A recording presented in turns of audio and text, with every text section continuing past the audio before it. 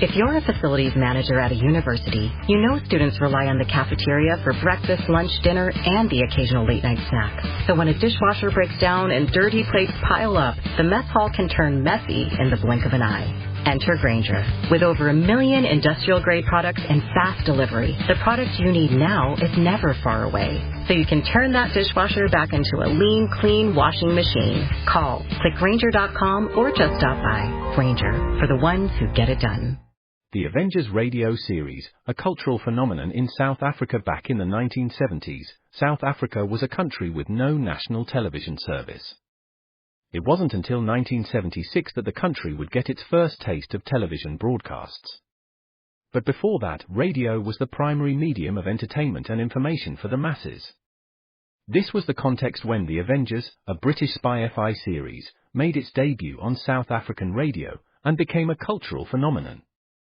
The Avengers was a British television series that originally aired from 1961 to 1969. The show revolved around the adventures of John Steed, a suave and sophisticated secret agent, and his various female associates. The series was a unique blend of traditional spy thriller elements with science fiction and fantasy, which set it apart from other shows of its time. While the series was hugely popular in the UK and had also made a significant impact in the American markets, being one of the rare British series given a network transmission slot, it was virtually unknown in South Africa. This was primarily due to the lack of a national television service in the country until 1976. However, as a film series, The Avengers was able to gain some exposure in South Africa through film rentals. But it was the launch of the radio series that truly brought The Avengers to the masses in South Africa. Come and listen at www.myclassicradio.net. And now, Willie, would you come over here? Yes? Would you introduce us again? This is a new format that Bob and Ray have established. Is this the Monday? Uh-huh. Say, you sound a little like Pat Buttram. Huh? A little like Pat Buttram. Let me hear you say Gene. Wow, Gene. Yeah, it's got it pretty good. Will you introduce us now, please? Here now are Bob and Ray. Thank you very much, Willie. Willie Toops.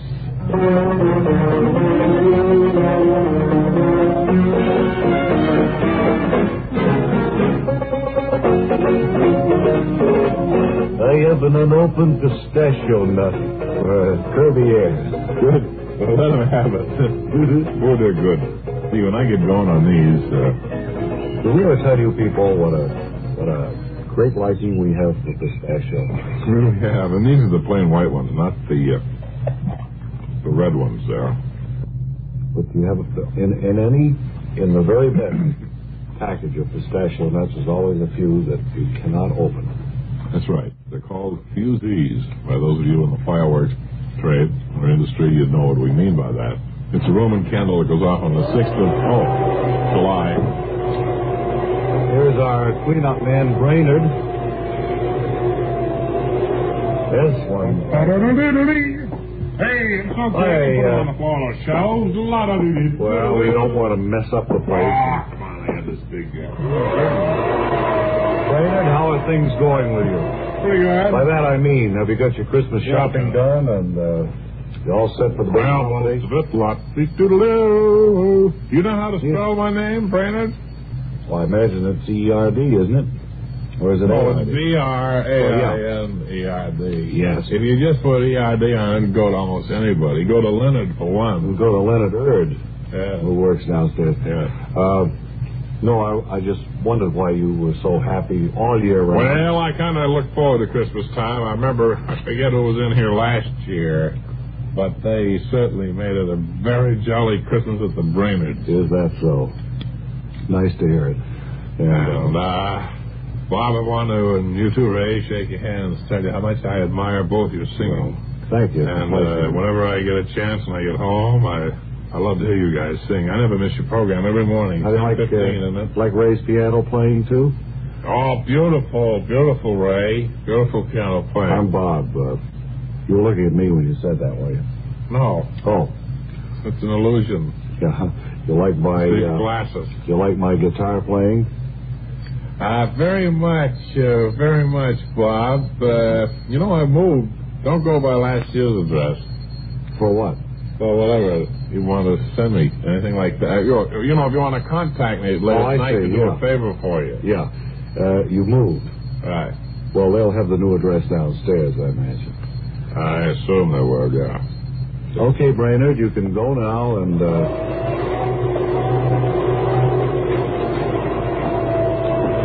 awfully pleasant guy. And we might say, too, that everybody just seems to be so pleasant this week. You know, I don't know whether this is my imagination or not, but it is. Seems to me like they're heading towards Christmas presents, doesn't it? And I think now would be as good a time for you and I to go over this list. All right. And check it out. Now, well, let's see. There's the regular. Well, we'll skip us for the moment. There's Webley Webster. Webley. Now, what should we get Webley that he doesn't have? That he needs. I mean, there's no sense. What does he need? There's a boy who has everything. He comes from a wealthy family. Does he really? I didn't know that. And, well, he never says it on the air, but he does. Mm-hmm. He has, seems like all the nice clothes and everything he needs. Gee, you know, I think just a card to Webb would do it. That'd be fine and in very good taste, too. Wally Ballou is next. History Wally. He got a raise last July. Well, he probably will look at that as a Christmas gift. I would think he would. It would amount to quite a sizable gift if you figured out all the weeks, 26 weeks. July, Christmas, and if you had, if we had, for instance, saved it, no, don't put say it in the anymore. bank. No, that's enough. That's enough. We've done enough. Right, and then gave it to him as a, send him a card too. Mary Magoon. Right. Oh, here again. Here's someone who has practically. Well, you don't know what to buy, Mary. I mean, clothes she doesn't need. Oh, and, well, I don't know his size, and I think that's too personal a gift to get a... It is. Someone you don't know any better. He really is a stranger, actually. I mean, the people we want to keep on the list are the ones we know well. Right. You know, Mary loves cooking, and I think that's her prime interest. I think I saw a card in some store the other day that had this woman cooking in the kitchen. Yeah. And it had kind of a cute Yule message. Maybe that for Mary. Great. And then our director Onslow is the only other name on there. Well, now, what about Tim? Well, what about him? We've always sent him a card before. Why should we change this year? Well, here's a thought. Let's send him a card. Well, a card, but what I mean is kind of small. We've been sending him a big... Yeah. I think, actually, a small, intimate card. And look, no printing, no ball and Ray printer, and just write it. Just personal. That's good more taste. personal. Terrific. You like that, I'm sure. So that leaves, we're back to you and me. That's right. Well, I think we should, well, look, we have this money. We split it down the middle. Good. That's fine with me. 500 fish for you, 500 clams for me. Well, that should that'll do it. Cover it very well, I think. Well, that's done. You know, that bothers me. I hate shopping every year. You know, it's the worst thing. It really drives me crazy. It's a great relief when you get it all figured out and you know what you're going to get. I know it's done for another year. Boy, I'm ecstatic. Time right now for a chat with the businessman of the week. Would you come over here, sir, and tell us your name, please? Wary, Conrad Wary. Conrad Wary. Are You're you connected with Wary Removal, aren't you? That's right, earth moving equipment. I'm president of the firm. Well, that business has come a long way in the last 15 to 20 years. I've read about it, Mr. Wary. Oh, yes, it's come a long way. I can safely say we're in long pants now. I guess the equipment you use has grown along with you. Well, that's right. We've moved stride for stride with other industries. I see. We've got a new power shovel that can lift 7 tons in one scoop. Now, the machine itself weighs 60 tons. And with a full shovel, she goes pretty close to... 67 tons. That's right. And that's a far cry from the shovel of 15, 20 years ago, which picked up about 12 or 13 pounds. I mean, that's an improvement of millions of percent, I guess. How did you get to be a success in this business, Mr. Wary? Well, if you use 2 basic points as a yardstick, when you look at a piece of equipment, you can be successful in a business utilizing the particular piece of equipment you're looking at. Well, that brings us back into what are the 2 basic points? Well, they're not so much points as they are words, Mr. Elliott, but when I look at a piece of equipment, I wonder if the particular piece of machinery I'm looking at can't be improved upon so it can do the job quicker and better. I think those would be the words. I guess it's a pretty rare thing when you can both quicken and better a particular process. Just to quicken the function of the machine would in itself be of great value, I would think. That's right. Now, that's why it's a good idea to use two basic points as a yardstick. Oh. You're getting a hurry-up signal on the guitar.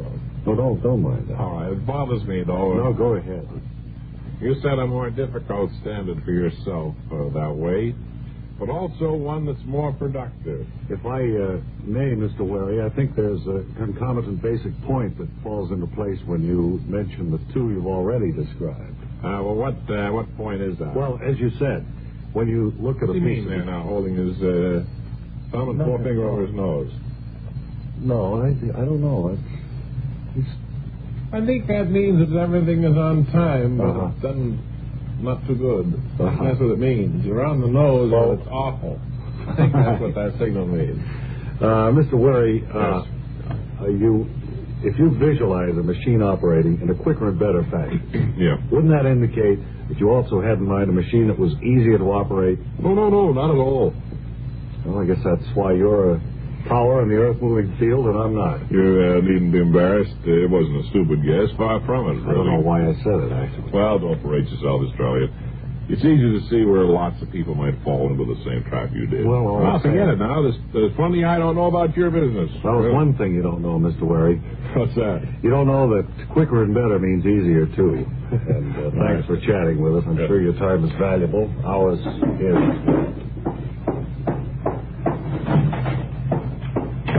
Nice little fella. Mr. Wary. Let's see. I think it's time for, a spot here? Oh, this. You know, statistics show the holiday season is one of increased accident danger. Drivers and pedestrians concentrate on surviving the rush, confusion, and conviviality of the Yule. In crowded streets, stores, and sidewalks, have a care. Don't gamble on receiving a flock of get-well cards along with the usual sentiments of the season. So when Santa descends, he wants to find you chipper, not chipped. Avoid gambling on your Christmas buying, too. Now, here's a way to be sure when you buy. Almost Christmas, no time to lose. Lots and lots of gifts to choose. Give him, Give her a gift set by Yardley. For him, a wide range of all new gifts from $1.50 to $10. A combination of after-shaving lotion and invisible talc, only $2.50. All prices plus tax. Yardley. Give him, Give her a gift set by Yardley. Now then, it's not really the day that we usually welcome Dean Archer Armstead, but he was in town shopping and asked if he might come up and do his little stint for the month and get it out of the way. Dean is the Bob and Ray Director of Agriculture from the Lackawanna, New York Field Station. I'm sorry we didn't have your theme ready. I never did get to appreciate you. Fully, I'd brave him to. We'll call, but you're Canadians. I didn't know you're Canadian. Oh, yes. Well, a lot of people don't know that. Seem particularly... Very serious problem there, I think, that I'd like to pick a bone with this magazine. You want to pick a bone with what? Magazine people. What magazine people? The Farmer's Almanac. The Farmer's Almanac. Right. Well, that's a very good publication that we use frequently on this show. I know you do, and it's just that what I'm concerned about is this. You know Farmer. You look at me. Take a look at me. Now, would I look like a fellow who'd sit down to Vienna opera bars? What? A fellow who'd sit down to Vienna opera bars? Of course. Well, here's a recipe for that. French pancake. French pancakes? Nothing. Oh, that's not in the Farmer's Almanac. It certainly is. It's on page not even marked. Right up at March. Third month of the year. It is? Yep. Vienna opera bars. Flour, a cup of brown sugar, firmly packed, and butter and cream. Well, what is the problem? That's a good flour news, bro. Can you imagine going out in the morning, the book on the counter, come in and sit down to Vienna opera bars or Well, I don't see any reason for you raising an argument with the people who published this. They had in mind to give the farmer and the general reader a recipe that was appetizing, something that might be good for a change in varying the humdrum workaday menus, which we're all so familiar with. I think that sums it up. Well, I'll call it, Mrs. You made me laugh again. Dean, you're in a jovial Christmas mood, and if we don't see you before the Yule, very pleasant. I don't think we will. So long, Dean. Bye-bye. Merry Christmas, I don't see you before the Yule. Right. We want to thank Mark, somebody down in Elizabethtown, Pennsylvania. Well, just why do we want to thank him? He says he's an old cowhand. He sent us a nice letter in German. Oh? You read German? No, I don't. Anybody here read it? Oh, yeah, you? Pierre? You don't read it. A little bit I read, sometimes. Well, I think I know what it says. Maybe, Bob, you could have a German phrase for us in just 10 seconds.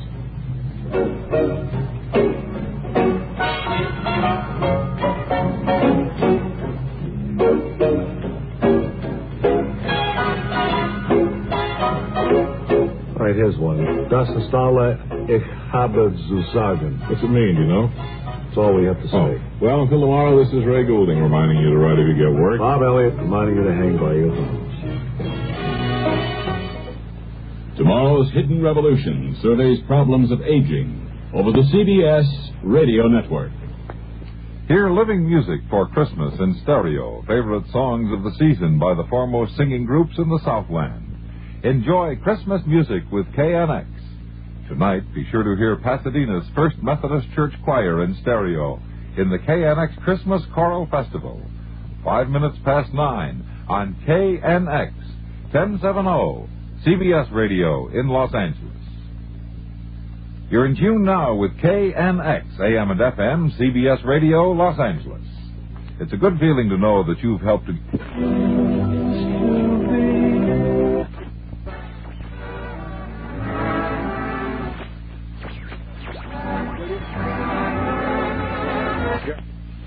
Try to look at... To get services, shop that fun, to get quality goods, and to buy it fun, to pay much less, and to get much more. It's B-O-N-S, Bonds for value.